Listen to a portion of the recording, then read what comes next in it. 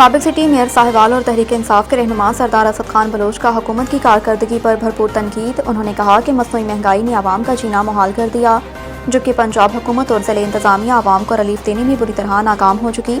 چینی، گندم، گوشت اور چاول سب کی قیمتیں آسمان سے باتیں کر رہی ہیں۔ پرائس کنٹرول کمیٹیاں صرف کاغذی کارروائیوں تک محدود۔ سردار اسد خان بلوچ نے کہا کہ روزانہ نئی ریٹ لسٹیں تو جاری کر دی جاتی ہیں، مگر بازاروں میں ان نرخوں پر کوئی چیز دستیاب نہیں۔ سیلاب اور موسم کے بحانوں سے سبزیوں کے دام بھی عام آدمی کی پہنچ سے باہر ہو گئے۔ مزید کہا کہ انتظامیہ بڑے آڑتیوں کو چھوڑ کر غریب ریہڑی بانوں اور پھل فروشوں پر کارروائیاں کر رہی ہے، جو کہ انتہائی ناانصافی اور ظلم ہے۔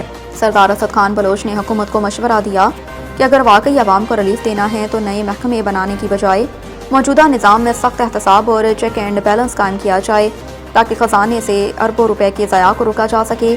ریلیف کے دعوے اب صرف بیانات تک محدود ہیں، جبکہ عوام کو عملی میدان میں مایوسی کے سوا کچھ نہیں مل رہا۔